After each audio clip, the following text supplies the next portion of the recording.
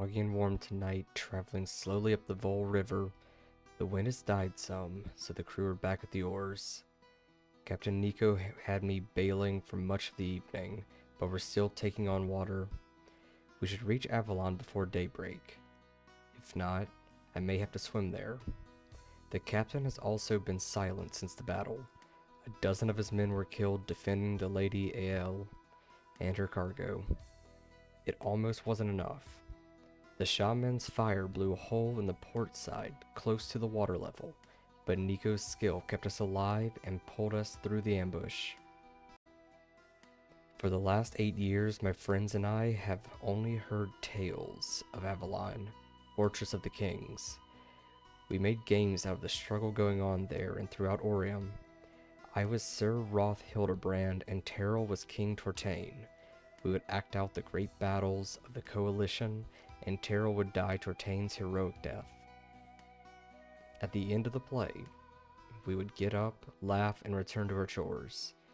It all seems so silly now, as we drift into the shadow of Avalon. The Lady Ael was the only ship that made it here. Fate had me aboard her. Hundreds of other sailors and mercenaries weren't so lucky. They rest now at the bottom of the Vol River. More victims of the invading Shaul. When news of this disaster reaches home, I know Mother will think that I am dead. She's always so quick to assume the worst has happened. When I told her I was going to Avalon to bring the news of Father's death to Corvus, she questioned how I even knew he was alive. I think that was one of the reasons I left. I had to know if my brother still lived. It had been months since we've heard anything from him and years since I've even seen him. With the fortress a few hours away, I'm not sure which would be worse to hear, that he has perished or that he has suffered for so long. Even now, having just cheated death, I can't resist the excitement. Before this, I had left our father's land only a few times. Now I sail into the heart of a desperate contest with visions of glory and heroism blinding me. I have never felt as young and green as I do now. When I'm honest with myself, I know the real reason I abandoned my mother and her father's estates. It's not for something selfless as bringing important news to my brother or learning the truth of his fate to bring back to my mother. I've come because deep inside of me, in a place I like to believe I have outgrown, there still lives a boy. This boy still dreams of fame, triumph, and courage. The man that I am becoming will have to pay for that boy's imagination. I pray I can deal with the consequences of my decision, even if I wanted to return home. I don't think I could. The Shaul are everywhere in this part of Orium. I don't think that even Captain Nico would brave another journey down the river. Besides, I suspect the wreckage of the other ships would make a return trip impossible. I have no choice but to become part of the struggle here and fight Mithras. It is either that or hide in a dark corner of Avalon and starve until the war comes to a conclusion. When we get there, I will find Corvus and join whichever unit will have me. I may be young and untried, but I will make a place for myself among the heroes of Avalon. This morning broke foggy, but the fog cleared shortly after sunrise. I had just come up from the bailing below deck. When the last thick fog bank broke and the walls of Avalon appeared in the distance, no one cheered when the Lady Ael washed slowly into the harbor. I could see amazement and confusion on the faces in the crowd. They wondered how we had made it to Avalon at all, given the condition of the ship. They wondered what they would eat tonight. We had a few sacks of grain and some cheese, but not enough for the thousands of gaunt faces we could see from the docks. An eerie silence descended, and all the greeters just wandered away to consider the gravity of their situation. I was afraid to begin asking about Corvus right away. I was afraid of what I might find out. My worries were misplaced. It so happened that he was waiting for the supply fleet with the rest and recognized me immediately. He had become a respected figure in Avalon, especially among the Elythrians. He is bigger than I remember him, probably from months of wielding the long sword hanging at his side. His mail was ragged, and he had just won a scar on his neck from some battle. I didn't have time to ask him how. Corvus took me to his quarters in the outer keep. The officer who shared the room with him had been killed in a recent assault on the walls, so Corvus felt there would be no objection with me taking his bunk, at least until I found a unit to join. Our reunion was cut short when one of the castle's pages arrived to summon Corvus to a council of some kind. He left, assuring me we would have plenty of time to catch up. No one was going anywhere after all. Corvus says, "Little brother, I wish that I could say that I'm glad you are here, but a besieged keep is something that no one should have to endure. However, it's good to see you again. How are mother and father?" "That's why I've come to find you, brother. Father passed away 6 weeks ago." Corvus replies, "Oh, spirits, I feared I would never see him again, little brother, but I fear it would be me waiting on the other side for him. We must drink to father's memory when I return." "To return? Where are you going?" "I have to ride out immediately on a raid with General Avalon. We were waiting to see if the supply fleet could make it through the blockade before we took the risk, but since the Lady AL was the only one to make it through, it seems that we must indeed resort to more drastic measures. Do you have room for another sword?" "Slow down, little brother. Horses are in short supply and we need to move fast tonight. I pulled some strings and obtained a commission for you, but that's all our family name will get you here. You'll have to prove yourself to General Roth and Captain Calverick on your own before it will be anything more than a piece of paper." "So I'm forced to wait here uselessly until your return then?" "Not likely. If I know General Roth, he has already asked the commander of lists to give you an evaluation. Just remember that the monks can do wonders for minor injuries. Unless your skills have increased drastically since the last time we met, you will become very familiar with their faces.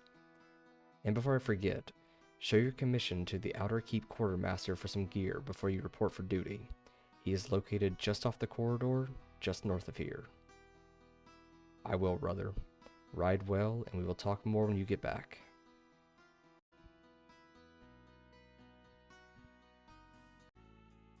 It took Corvus several hours to get back from attending the meeting. After some much-needed sleep, I was finally able to give him my news, which he took better than I thought he would have. The constant warfare of the past few years has hardened him in ways I did not expect. Corvus, in turn, had news of his own. Once again, our reunion had to be cut short, for he had to leave immediately to gather his men. Corvus's unit was selected to serve as outriders to protect the flank of General Overon's field forces, a full third of the castle's men, as they conduct a lightning raid on a nearby Shaul supply camp. The camp, located to the east, will supply Avalon with some desperately needed food stores. Corvus assures me that he will only be gone for a few hours, and then we can catch up when he returns. It hardly seems fair that when I have only just found my brother, he is again forced to leave me. Duty beckons, however, and its call is irresistible. General Overon will, I'm certain, see that my brother returns safely to me. The commission that Corvus secured for me will, however, allow me to remain in Avalon until his return. I may even prove to be of some use around here.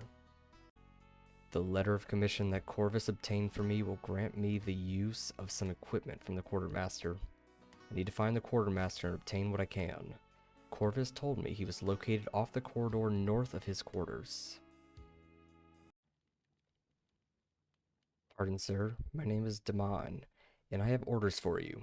You are to report to Captain Avarice for training in the Outer Bailey as soon as possible. Where is the Outer Bailey? You can get there by taking the stairs at the end of the hall to the lower level. Go out the main doors to your left into the Outer Bailey. And what is it exactly? The Outer Bailey is a yard separating South Gate from the keep. It is primarily used as a training ground, but some of the refugee merchants and craftsmen have set up their shops there. Thanks. Good day. The air grows heavy at your news, and when Corvus takes his leave, Avalon holds its breath, waiting for our brother's return. It won't be a long walk to the quartermaster, but every step feels like miles.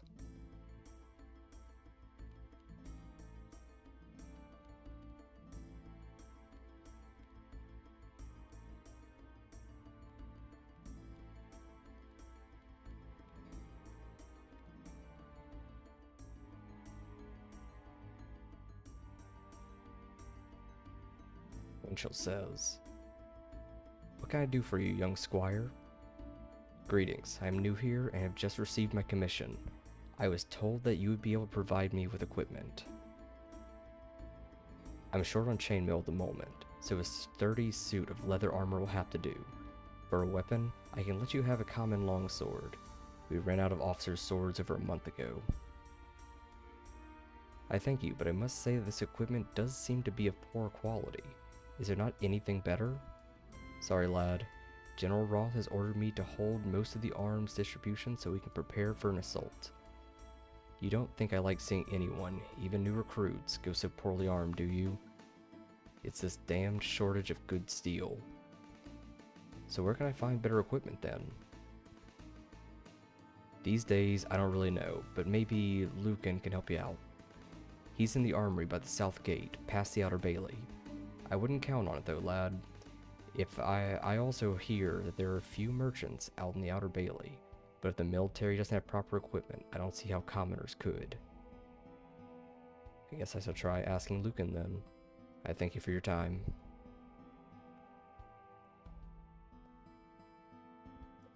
"The quartermaster on the second floor of the outer keep informed me that there seems to be a shortage of good steel, and so the equipment he was able to provide me with is of poor quality. For better arms, he suggested that I seek out Lucan in the South Gate Armory. The South Gate lies past the outer bailey. I am to report to Captain Everest in the outer bailey for training. I should probably arrive armed." And there it is. Standard issue Avalon equipment. Every dent a story, and none of them reassuring. Stepping away from the quartermaster and into the barracks, I approach the officers. Their eyes are tired and postures slack from endless watches, but there's still enough attention to answer questions. Just barely. Gavan says, "What can I do for you?" "Where are you from?" "I am a child of Elithria. I never thought I would be homesick for my little farm." "Heard any good rumors?" "I hear that the Ahul almost scaled the southern wall last night. Sleep lightly tonight."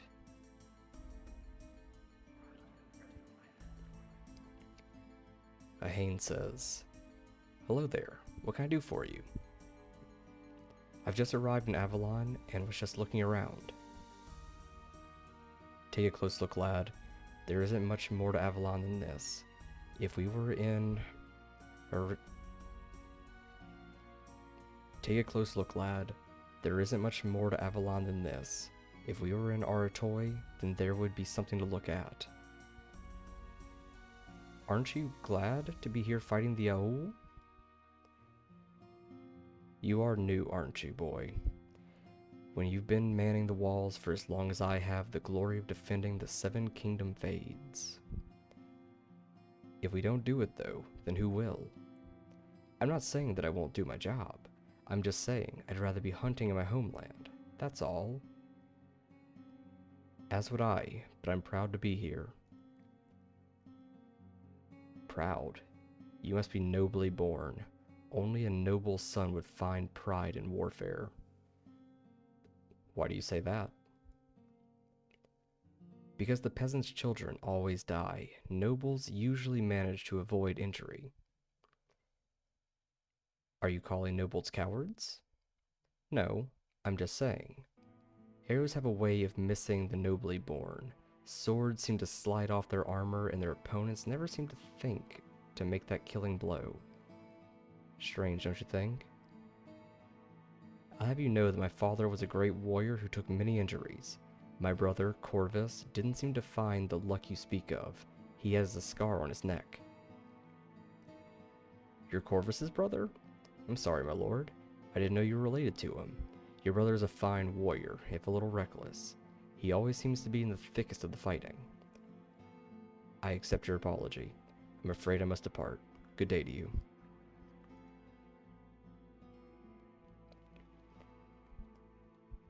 A voice says, "What can I do for you? Where are you from?" I have been away from Nissus for too long, sir. It'll be longer still if we don't figure out a way to break this siege. Have you heard any good rumors? I heard from the quartermaster that someone has been stealing rations in the night. The stinking thieves.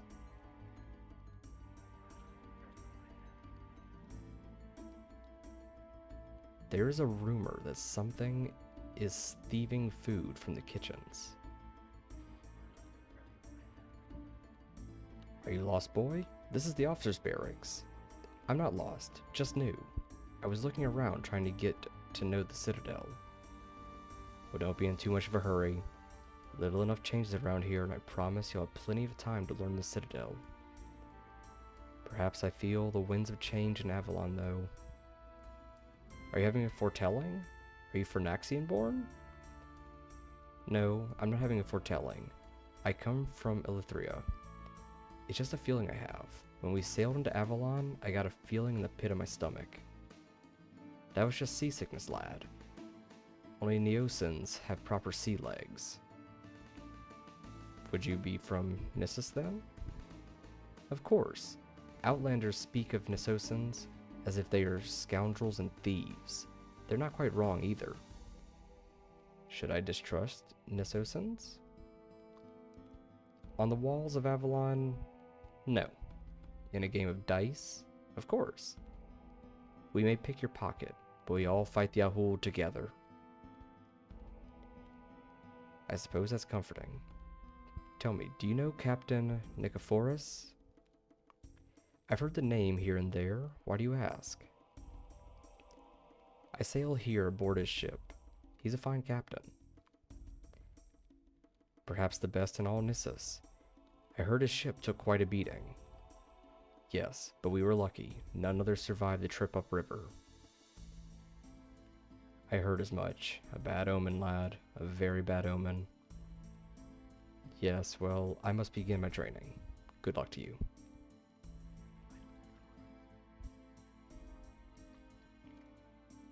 Yours is a new face? What's your business, lad? I'm new to Avalon, and was just looking around. Inmus says, fresh meat, eh? At least there are still some foolish enough to fight. Foolish? Defending your homeland and all that of your allies is hardly foolish. On that, I agree. What we do here is a noble and necessary thing. However, I don't believe there's much hope for success now. Why do you say that? We're outnumbered now, 4-1. Some scouting reports say that there may be as many as 8 Ahul out there for every one of us in here. It has been weeks since supplies and fresh troops have come in, and Oberon leads his foolish crusade out to attack the Ahul camp. If you're asking me, I say our chances of success get worse with every passing day. Yes, we held this for so long. That speaks volumes for the temper of the men here. It does. We will defend Avalon and the 7 kingdoms to the man. But if the Ahul should break us here, they would have a free run of our homes. I, for one, will die before I see an Ahul on my lands. And where would those lands be? I have lands in northern Cathia. There isn't much in the way of cities or villages there, mostly ranches and farms. You are a farmer then? No, lad, I'm a rancher and a horse trader. I was roping and riding before I could even speak. Are all Cathians good riders? Some are better than others, but most could outride any outlander. I learned a little horsemanship growing up. I have no doubt of your capabilities, but you're no Cathian rider. Perhaps not. I look forward to riding with you one day. Me as well, friend. Good day. Good day.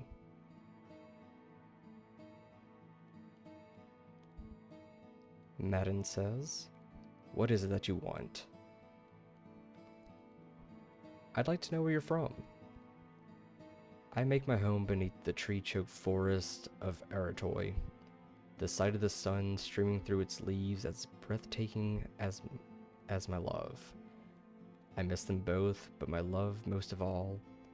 It was hard enough leaving her to come fight a war, but now I'm stuck inside a besieged keep, away from the trees and grass, and away from her.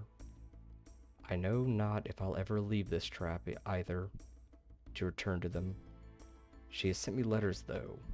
Well, in truth, only one has ever reached me. It has helped." "I see." "There was a dried rose inside, picked from her garden. It was funny how the letter and rose just made me miss her even more, but still I cherished them. They were pieces of home, the only things I had that really reminded me of what we were fighting for. The love she put into that letter was the only thing that made living in this stone box bearable, and now it's gone." "Gone?" "Yes. Some heartless fiend stole the letter from beneath my pillow and the rose from beneath my bed. Who would do such a thing? The letter is probably in 100 pieces by now, or scattered ashes. The Aul are not the only ones who can be cruel. Take heart. I'm sure the siege shall be lifted soon, and you may return to see your home and love. With all my heart, I hope it is so. Good luck to you, and farewell."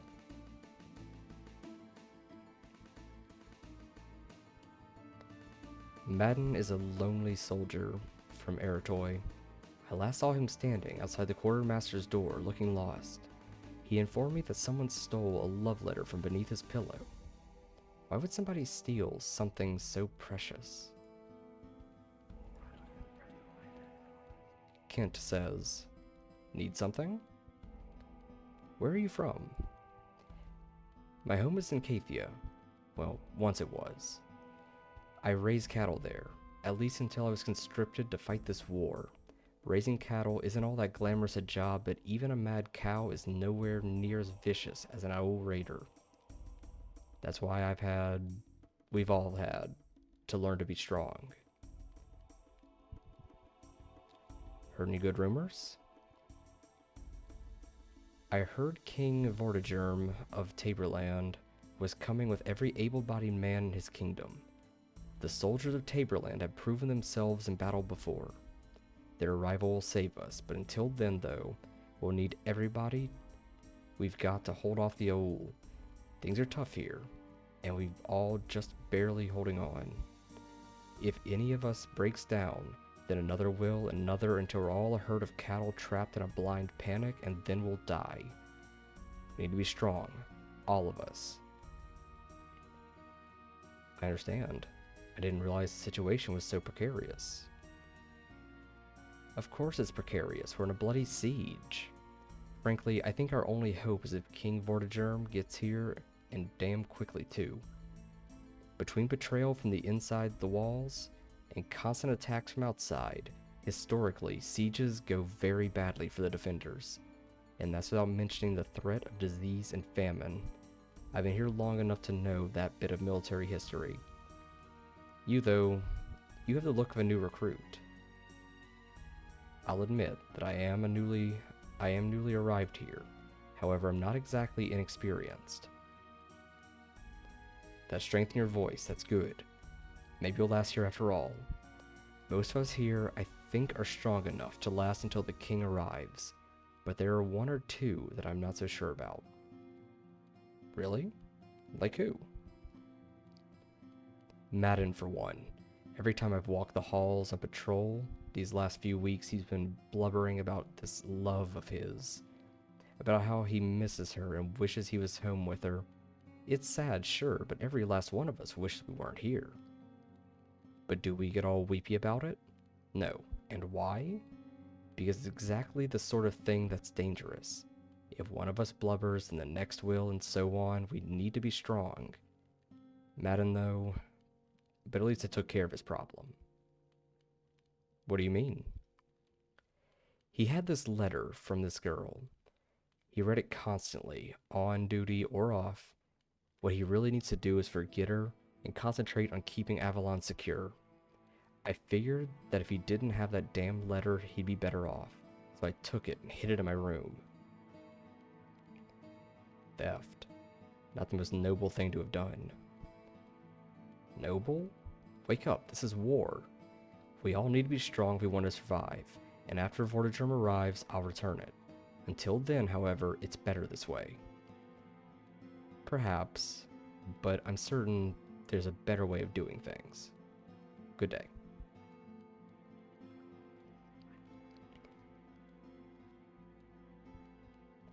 I've been told that the young King Vortigern from Taperland is on his way to Avalon with an army to help break the siege. The question, of course, is if Avalon will still be standing when he arrives. Kent believes that the only way that Avalon will be saved is if every soldier remains strong under the pressure of the siege. It is certainly a realistic sentiment. I've been told by Kent that he stole a love letter from Madden, a fellow soldier, in an effort to get Madden to forget about his lover and concentrate on his duty in Avalon. The letter is hidden in Kent's room, and while he insisted that we would return the letter to Madden once the crisis is past, I do not know that I like this. I decide to move through the halls, thinking that a misplaced letter and a single rose are worth more than idle curiosity. Even small acts can matter, and it feels like enough to follow the quiet trail left behind.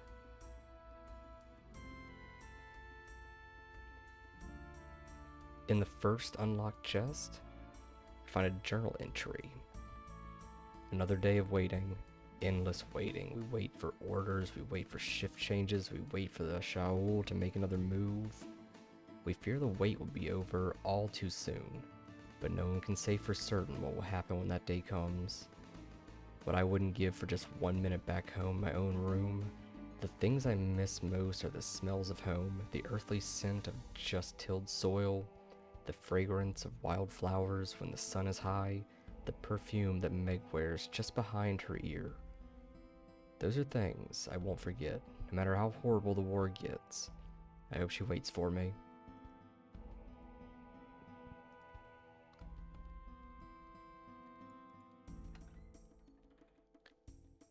Inside of the second chest, we find a journal entry. Last night, I was chosen for a scouting detail. My first venture into the abandoned city since the siege began was strange to say the least. The detail had the unusual encounter with a few Shaul. Nothing we couldn't handle. What really sent chills down my spine, though, were the creepy noises that seemed to come from nowhere and everywhere all at the same time. The only thing I could think of while we were out there last night was the prowling ghost of a male tomcat looking for a mate but knowing it would never find one as a ghost. I'm sure that doesn't make sense, but the sound was like nothing of this world and certainly nothing human. All of us very careful not to talk about it, but we all heard it.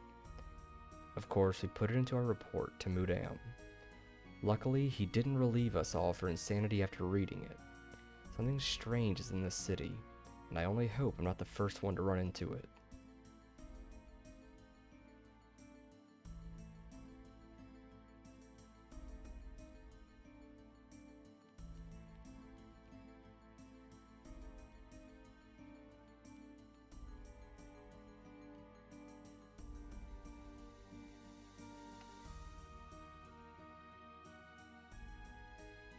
I was up before dawn today, for my turn at the watch. Back home, I was used to getting up early, but it's different here at Avalon. Sleep is as hard to come by as fresh food. Not a night passes without someone in the barracks rousing others with a nightmare. Even I've had my share of less than good dreams. During the day, no one likes to think about what might happen if the war doesn't turn out in our favor soon. But at night, we have no such control over our thoughts. The dreams come, and we are helpless against them. We're on constant alert these days, with the Shaul getting bolder every day. From the walls of Avalon, we can see the Shaul some nights. scurrying through the abandoned city. It's an eerie sight. I wish I knew more about this enemy we're fighting. Our leaders don't seem to be able, or willing, to share much information about them. Sometimes I think what makes the Shaol a truly terrifying enemy is our lack of knowledge. At least if we knew more about them, we could be better prepared for their actions. I wonder if I was having such knowledge would drive away the dreams, or would it make it worse?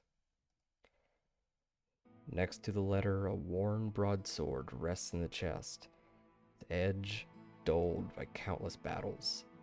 Not much use to anyone here, perhaps, but it carries a quiet history. I leave it where it lies, a reminder of what has come before. A heavy military sword with a double-edged blade. This one shows signs of neglect.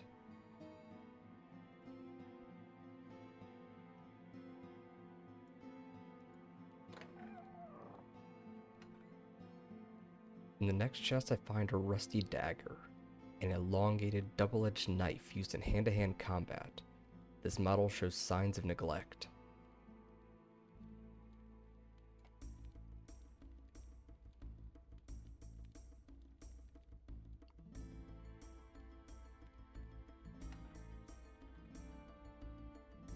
And here, finally, the letter and the rose, slightly worn but intact. It feels right to return them. A dried flower with a pin for accessorizing your outfit. Very charming. And it gives us +5 to charm. And the private love letter from home. A love letter from a soldier's girlfriend. It does say private. We take the rose and the letter and hurry them back to the soldier.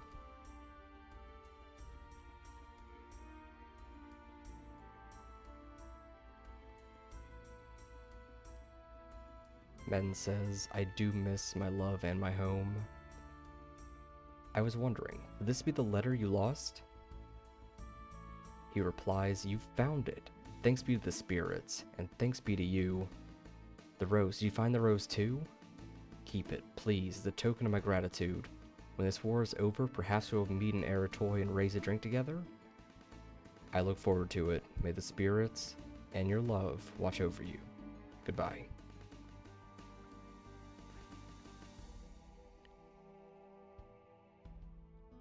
I've recovered the love letter and returned it to Madden. While it is true that strength is required in these difficult times, it's also true that we all draw our strength from different places. Madden's strength lies in the memories of his love. Mine lies in duty to my brother and to my country, to Avalon, and most of all, to myself. Gear collected and small tasks done, the rose and letter are returned, and Avalon seems to shift ever so slightly. A quiet reprieve felt in its patient stones. The scent of the rose drifts freely through the halls, a small thread of care in the midst of a siege. For one brief moment, the walls themselves seem to soften around the weight of the day. Ahead lies the outer bailey, and with it, the first lessons in training.